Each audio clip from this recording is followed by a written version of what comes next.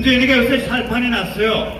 반일 파리, 반일 히스테리로 온 국민을 개돼지로 만드는 비즈니스에서 상당한 재미를 보고 있습니다. 아시다시피 이 사건은 2018년 10월 30일 대법원이 대폭도 판결을 내리면서 시작됐습니다. 각 개인이 일본 기업을 상대로 징용 배상을 청구할 수 있다라고 판결한 겁니다.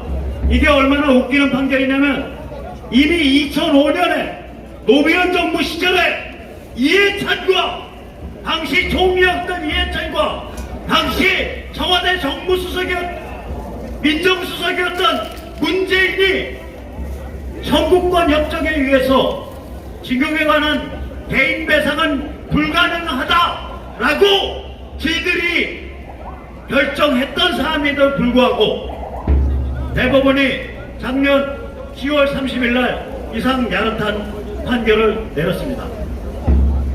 이거는 굉장히 치밀하게 기획된 음모입니다.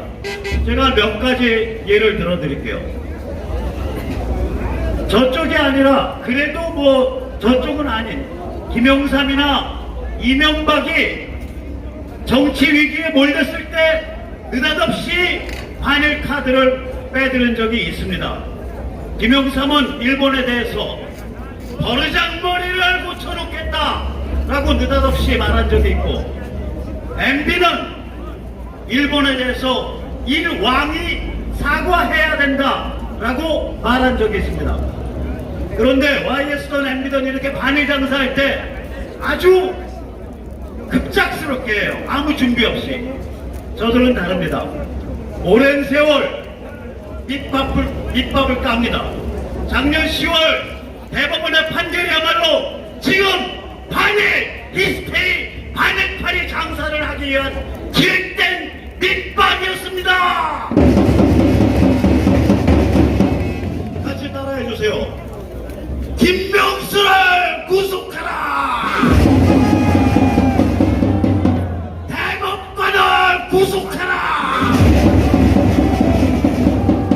폭도 대법원을 막아버려라.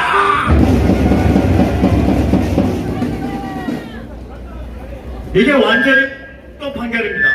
이미 이해찬과 문재인 본인이 2005년에 징용에 관해서 개별 배상을 청구할 수 없다고 결정해놓고 미리 대법원이 밑밥을 깐 겁니다.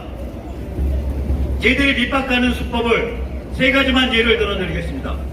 2002년 교순 미선 때 불쌍하게 여중생들이 교통사고로 숨졌을 때 여름 무렵까지, 이 무렵까지는 시위가 심하지 않았습니다. 그런데 김대중 정부 때인데 그때 민정실에 있던 이름 기억해두세요. 유재만이라는 검사가 검찰 사과장으로 영전돼서 나옵니다. 그 당시에 법무부 검찰 사과가 하는 게 뭐냐? 해외 접촉 담당입니다.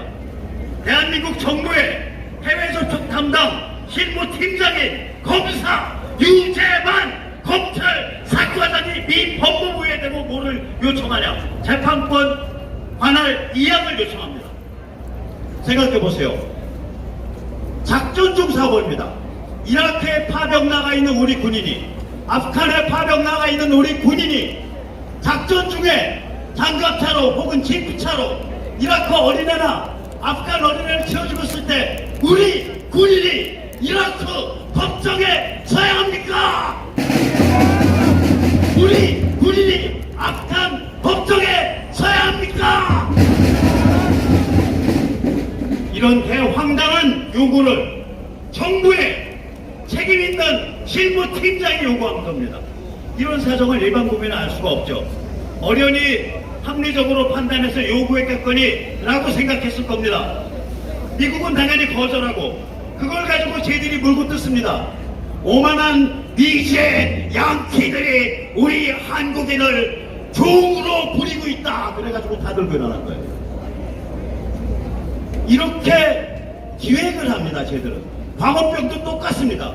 광우병 2008년이 터지기 2년 전부터 서울대 교수님 내놓으라 하는 글쟁이들이 인류의 가장 무서운 전염병인 광우병이 인류를 덮쳐서 인류를 멸망시킨다라는 무시무시한 가짜책을 씁니다. 2년 전부터. 마지막은 미수에 그친 사건이 있습니다. 2013년 최동욱 검찰입니다. 이들이 무슨 짓을 했냐? 박 대통령이 후보 때 불법으로 댓글 조작에 의해서 불법으로 대통령이 됐다라 그래서 댓글 사건 벌어졌을 때 트위터와 페이스북에 있는 특정되지 않은 아이디 수만 개에 대해서 미 법무부에게 어느 IP 주소에서 접속했는지 알려달라고 신청할 준비를 했었습니다. 미 법무부 당연히 그거 거절하죠. 그러면 그 다음번에 어떻게 칩니까? 불법 대선을 조장하고 방조하고 덮으려는 미제국주의 몰아내자라고 치게 됩니다. 그걸 누가 했냐? 박근혜 정부의 검찰총장인 최동욱이가 한 겁니다. 해당하는 아빠가 한 겁니다. 이렇게 쟤들은 기획력이 좋아요. 하루아침에 안 공격합니다. 밑밥 깔아서 육해공군 다 동원해서 공격합니다. 지금 반일파리, 지금 반일 히스테리는 언제 시작한 거냐? 무려 10개월 전인 작년 10월 30일 날 시작한 겁니다. 김명수 대법원장과 대법관들이, 법법익은 폭도들이 무슨 짓을 저질렀냐? 바로 그 황당한 폭도 판결을 내려놓은 겁니다. 그래서 오히려 저는 환영합니다. 왜냐? 그때 걔들이 저렇게 겁없는 작전을 세운 이유는 작년 10월 30일 생각해보세요. 트럼프 내다바이 치고 미국 내다바이 치고 김정은이가 손잡고 문재인이가 손잡고 한반도 전체를 친중, 반미, 코리아 영광으로 만들 수 있다라는 착각에 간대기가 부어있던 시점 아닙니까? 그 친중, 반미, 코리아 영광을 가는 길을 위해서 걔들이 반일 투쟁, 반일 파리, 반일 히스테리 밑밥을 깐 겁니다. 그러나 세월이 바뀌었습니다. 이 일 앞으로 어떻게 전개될지 말씀드릴게요. 대법원 판결에 의해서 수많은 사람들이 한국에 들어와 있는 일본 기업 자산에 대해서 강제 집행을 지금 법원에 신청하고 있습니다. 당연히 대법원이 판결을 났으니까 저기 지법, 고법은 강제 집행 판결 때립니다. 그러면은 저기 뭐야 그거 붙죠? 압류 붙죠? 그 순간 무슨 일 벌어질지 아세요? 일본이 바로 WTO에 제소합니다. 정상적인 정당한 기업 활동을 자국의 폭도스러운 법률 판단에 의해서 모든 협정을 파괴하고 협정 파괴의 근본을 파괴한 것뿐만 아니라 중재에 설치라는 3조 2항 파괴하고 제3국 중재에 설치라는 3조 3항 파괴하고 그렇게 불법을 자행하는 세계시장 질서 교란 사범으로서 대한민국 정부를 WTO에 기소하게 됩니다. 그래서 대박살 나게 돼 있는 거예요. 자, 같이 따라해 주세요. 축하한다! 문재인! 너! 한번! 망해봐라!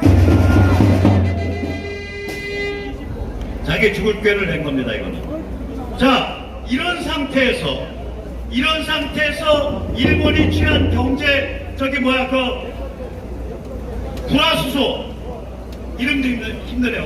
플로린 폴리아미드, 그 다음에 극자외선 감광제, 이런 것에 대해서 일본이 개별적으로 건바이 건으로 수출 관리를 하겠다는 게 한국에 대한 보복이라고요? 웃기지 마세요.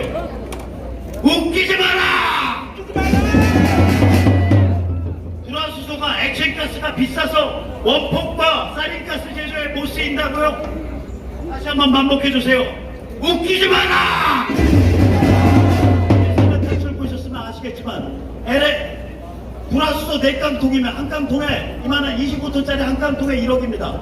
4깡통이면은 원폭 원료를 2톤을 만듭니다. 그 4깡통 가격이 운송비 포함 4억에 불과합니다. 이번에 간 벤츠 가격의 6분의 4에 불과합니다. 처음에 비싸서 못 쓴다 그러더니 이제 쑥 들어갔어요. 그리고 나서 여전히 경제 보복이라고 주장합니다. 이건 경제 보복이 아닙니다. 여기서 밀무역, 밀수출, 불법 수출이 자행되고 한국 정부가 그거를 관리하지도 처벌하지도 않고 있기 때문에 일본이 직접 관리하겠다는 겁니다. 자, 다 같이 7.18로 매도될 준비 돼 있죠? 돌아가 좀 해주세요. 고맙다! 일본! 수출 관리! 철저히 해주라! 문재인이가 엉터리 짓 하니까 아베라도 수출 관리해야 되는 거 아닙니까? 그렇죠!